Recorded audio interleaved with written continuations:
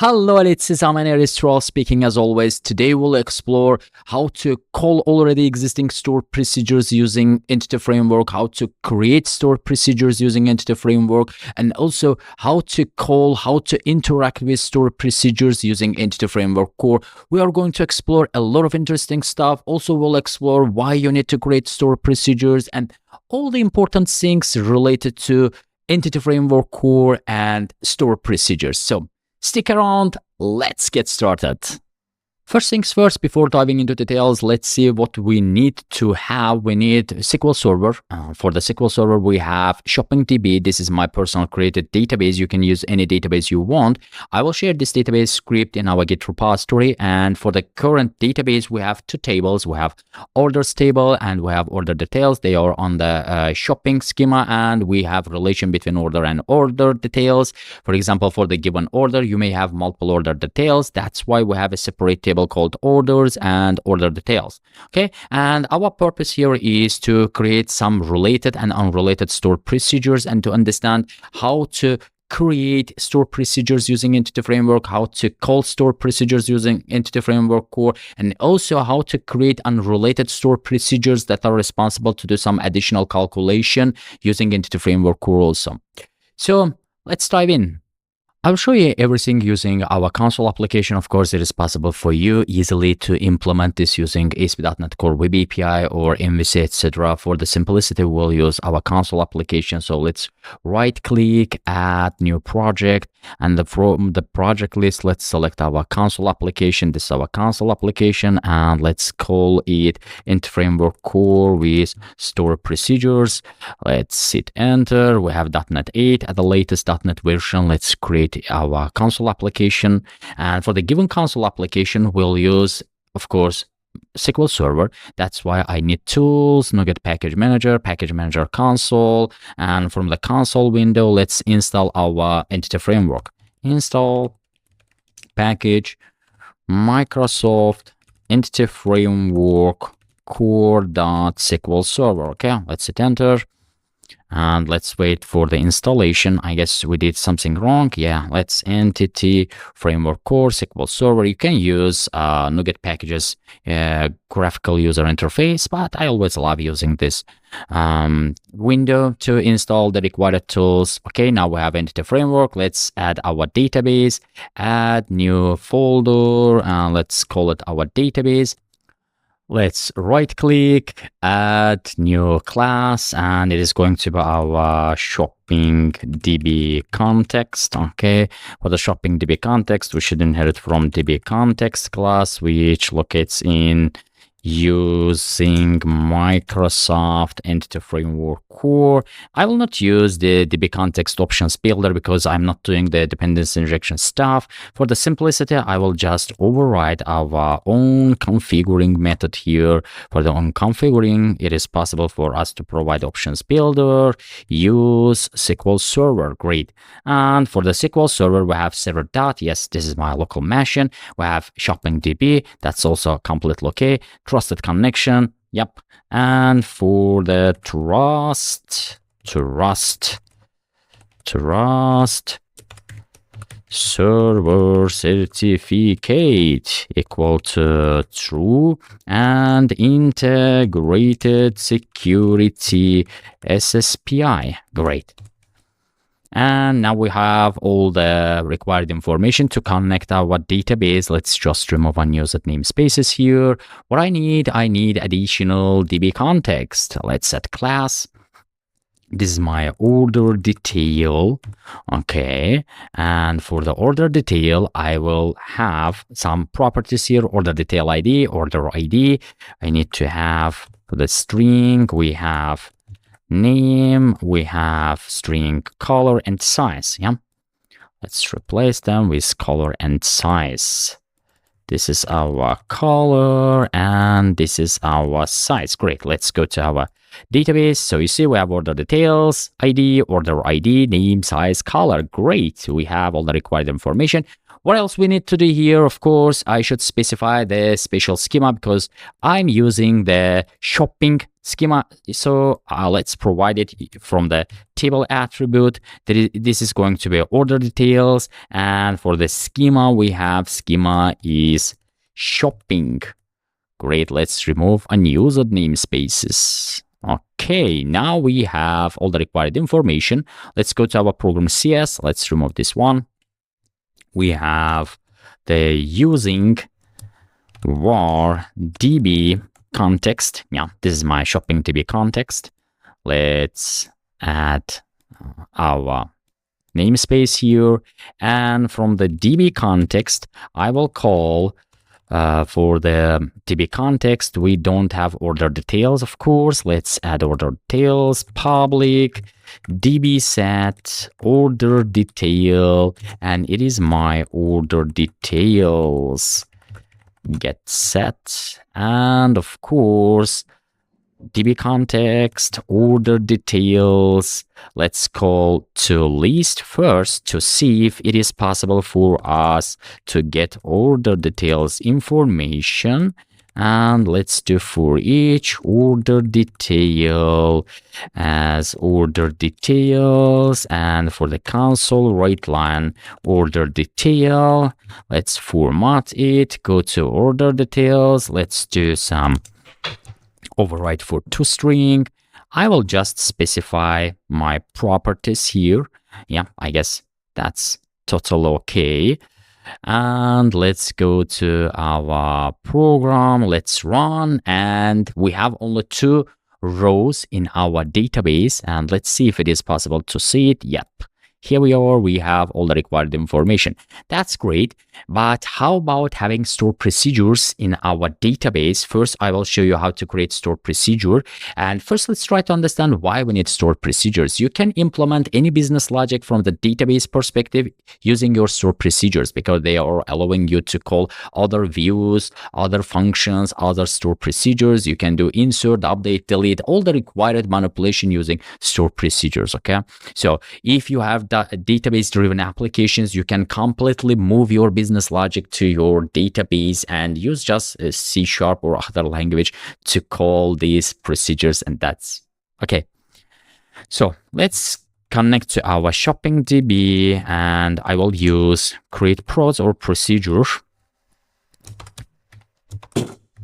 You can use any of them, and this is my stored procedure. I always use USP, user specified procedure, or user stored procedure, and get all order details as this is our begin, and let's select store from our shopping dot order details.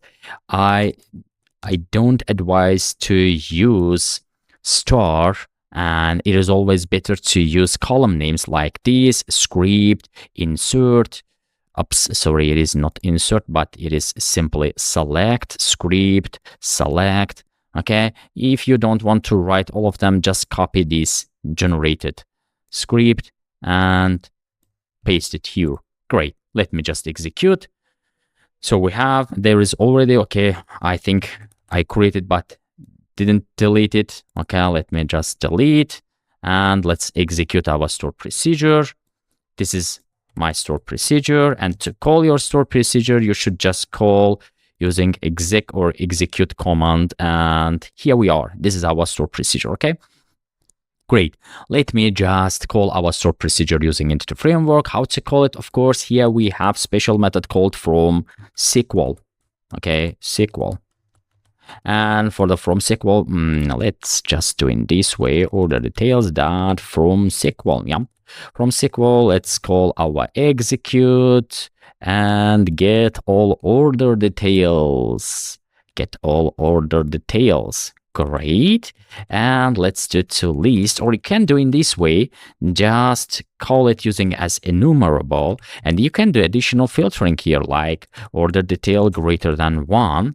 That should completely okay. For the from SQL, you can run any command you want. You can run your view, your function, your store procedure, and from SQL accepts formatable string. Okay, this is not just a simple string. So you see we have formatable string here. So you can specify formatable string like this: formatable string like this, okay, and specify your formatable string like this. Let's first run and see if it is working. Let me just format it and run our query. So it should completely okay and it should work. Let's wait, and here we are. It is working. So we have order detail ID 2 and 3 because that's why our way is not working. Let's greater than 2, and it should return only one row. Okay, let's wait, and here we are.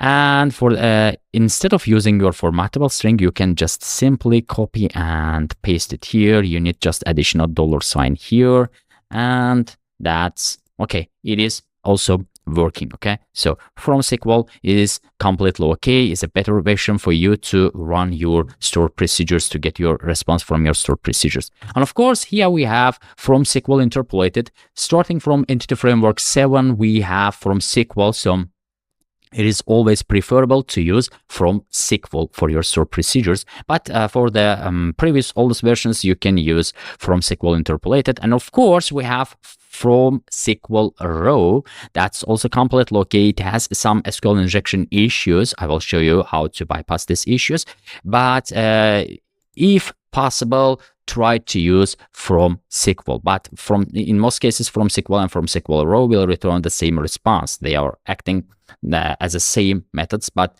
for the dynamic queries, we always use from SQLRaw. Sorry, okay. For the dynamic queries, always use from SqlRaw. For the simple queries, use from SQL. So let's change it to from SQL. Great. Now, what I'm planning to do, this is our simple store procedure. Of course, in most cases, you will have additional arguments for your store procedures. Let's do it in this way. I'm going to create procedure, get order details, and I will have some additional argument here. Okay, and let's specify at order detail ID as integer, and as order detail where order detail ID greater than specified order detail ID. This is my second store procedure, which will filter our data. Let's call our store procedure like this, and let me specify 2. Okay, and it should return greater than 2. For example, 1 greater than 1. I will get to my data. Okay, so let's see how it is possible for us easily call parameterized store procedures. In my case, I will specify execute. I'm using from SQL. Okay, be careful here. From SQL, we have execute USB get all order details, and we have additional parameter here. Okay, for the given parameter, I will specify SQL parameter. Okay, this is our SQL parameter. New. For my given SQL parameter, I have order detail ID because I have specified my order detail ID. Okay, let's do it in this way. And order detail ID param. And let's just provide this order detail ID param. And I'm completely removing the filtering here. Great. And here we are. Let's just run our query and see if it is possible for us to get response or not. And let's wait for it. So you see we have procedure USB get all order details because we haven't changed our procedure name. We have a new procedure here. Okay, great. Let's run it and see our response. And voila, we are able to get this response. But how about using the SQL parameter without this type of SQL parameter class? What I mean just directly specifying 2 here, or just simply 2. Let's run it and wait for our response. And here we are. As you see, we have, because behind the scenes, it will be converted to our SQL parameter. So that's completely okay to provide this data like this. For example, you can specify it like this, or you can specify it using the order detail ID param like this. Okay, but how about calling the same store procedure using fromSqlRaw? As you know, we have special method called fromSqlRaw, and I'm just calling the order detail param. Let's run it. Okay, so we are specifying our order param. It will allow us to bypass this injection issue. So you see we have must declare the scalar variable order detail ID. Okay, it means it is not possible for us directly call this store procedure like from SQL. What we need to specify order detail ID, because this order detail ID is our store procedures parameter name. So you should you can call this store procedure like this or like this. They are same, but for the first case you should use from SQL. For the second case you should specify it from your order detail ID from SqlRaw. Let's just run it and wait if it is possible for us to get data. Okay, so you see must declare order detail ID. Right now we still have issues because it is not possible to use from SqlRaw. Let's make it to work properly. For the from SqlRaw, we need to do additional filtering here. Okay, what type of filtering we mean here? We need to specify our parameter data using params object. Okay, so this will help us to bypass this problem. We have second parameter using array. We can specify our SQL parameters. That's why I'm just specifying my order detail ID param here. And I want to replace this order detail ID. So I'm just removing this one. This one also will work. So let's run it and see if it is working. So you see, we are just replacing our order detail ID information. That's completely okay. And removing this one is also okay. Let's just remove. So our order detail ID is already storing the order detail ID param. So that should work. Let's run it and see if it is working. Yep. That's also working. I always prefer to use from SQL if possible. If you have dynamic queries, for example, when you have dynamic column specification, it is always preferable to use our from SqlRaw method. That's great. So that's not all. Let's first try to understand how it is possible for us directly from entity framework generate our store procedures. So in our DB context, we have database and we have ExecuteSqlRaw asynchronously. Okay, for the ExecuteSqlRaw asynchronously, we can call our create procedure mechanism. So first, I'm just going to drop this get user details procedure. Okay, right now, when I call this, it will fail because we don't have this type of store procedure. So you see, could not find store procedure USB get order detail. Okay, let me just copy this and let's paste it here. Now let's specify our @sign here, and here we have formatted, great looking store procedure. Okay, and this is our store procedure, and we have just ExecuteSqlRaw asynchronously. Okay, this is our awaitable operation. Let's await it and let's place it to task. And after executing this query, I should get USB get order details, and now it should be possible for me to call this store procedure. Let's run it and let's wait for the response. And it should get our response. And now let's go to our database, shopping DB, from the programmability, store procedures, and now we have get order details. Okay, let me just remove all other store procedures from here. Okay, get order details.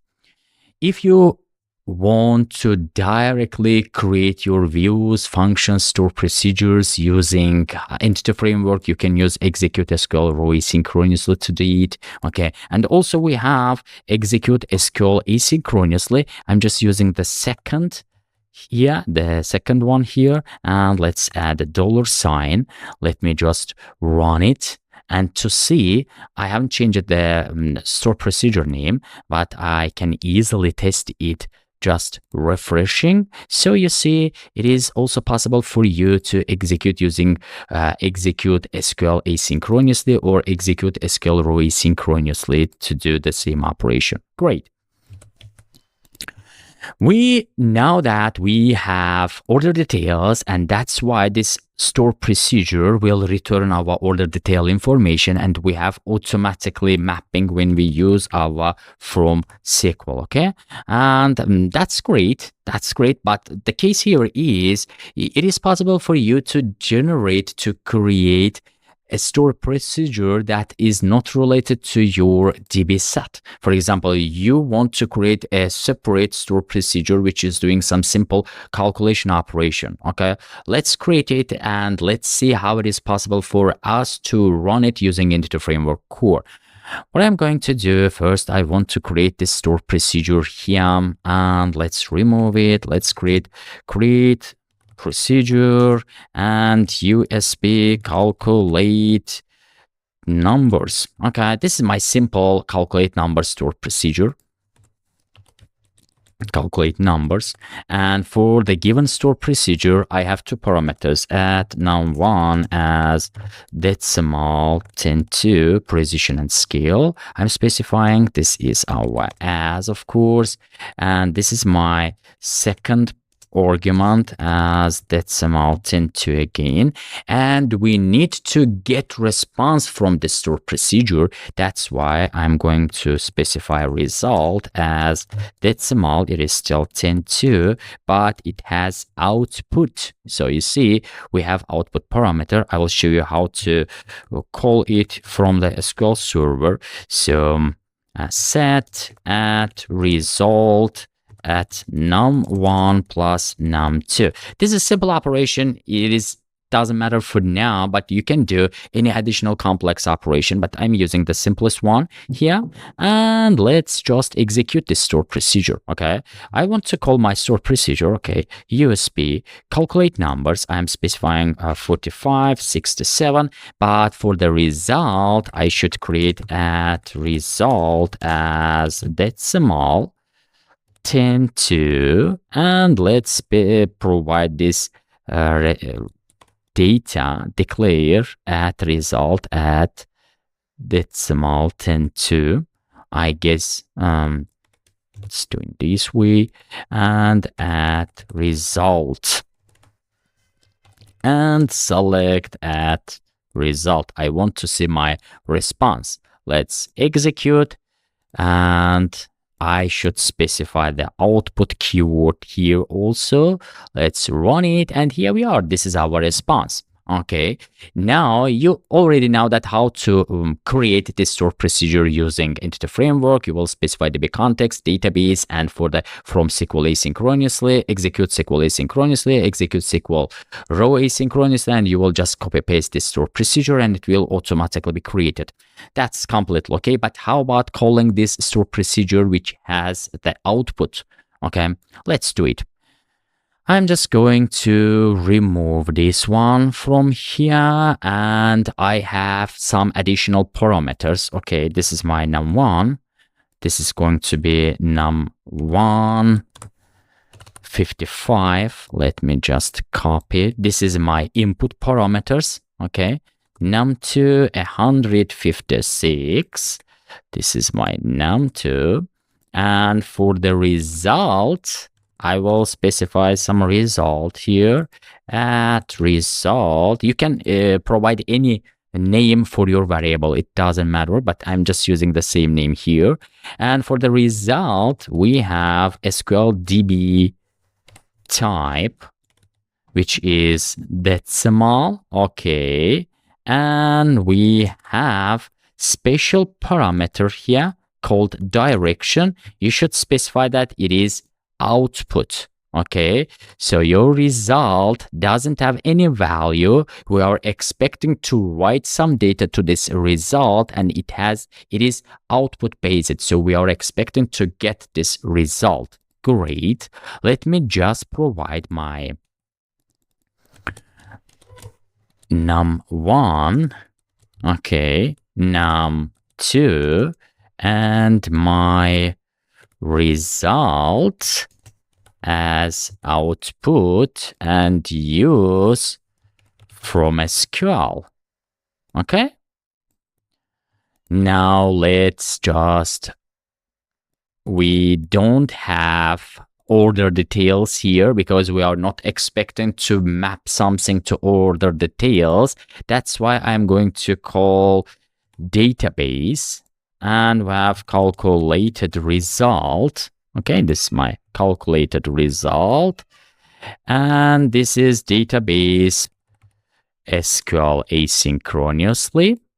And let's just remove it, and let's just console write line result dot value, and let's just console dot read line stop it. Okay, outside of using, I guess that would be okay.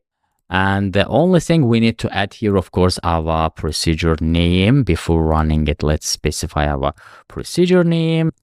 After specifying our store procedure name, we need to add a await here. Of course, you should always prefer to specify direct names here, like num1, num2, and this is your result, of course.